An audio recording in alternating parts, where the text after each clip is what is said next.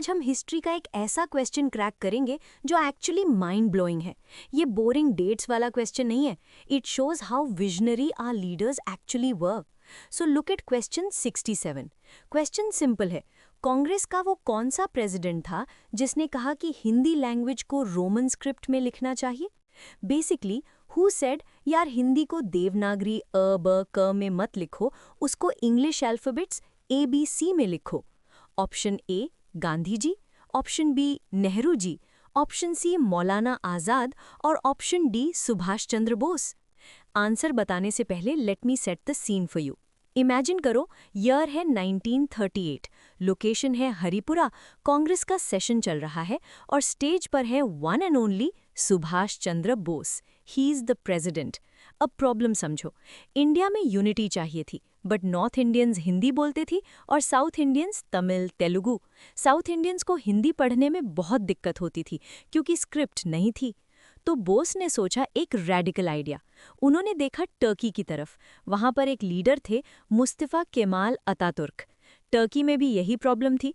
वहां Arabic script use होती थी जो बहुत टफ थी। अतातुर्क ने एक झटके में रूल चेंज कर दिया। आज से टर्किश लैंग्वेज रोमन यानी इंग्लिश स्क्रिप्ट में लिखी जाएगी। और रिजल्ट, टर्की का लिटरेसी रेट शूट अप हो गया। लोग जल्दी पढ़ना सीख गए। Bose wanted this same efficiency for India. उन्होंने कहा, देखो लैंग्वेज हिंदी ही रखो, बस लिखने का तरीका बदल दो।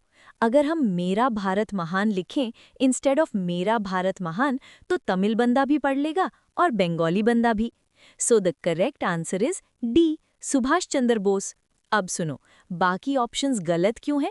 क्योंकि यूपीएससी कंफ्यूज करेगा। गांधी जी यानी ऑप्शन ए को मत टिक करना। गांधी जी ट्रेडिशनल थे। वो चाहते थे हिंदुस्तानी लैंग्वेज यूज हो, लेकिन स्क्रिप्ट देवनागरी या उर्दू ही होनी चाहिए। He would never agree to a foreign script like Roman.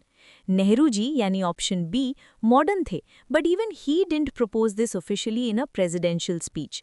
ये आइडिया प्योरली बोस का साइंटिफिक अप्रोच था।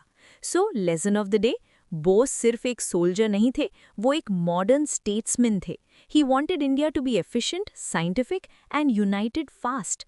वो हमें आज के व्हाट्सएप जनरेशन की तरह कनेक्ट करना चाहते थे, way back in 1938। That is why he is a legend. Clear? चलो नेक्स्ट क्वेश्चन देखते हैं।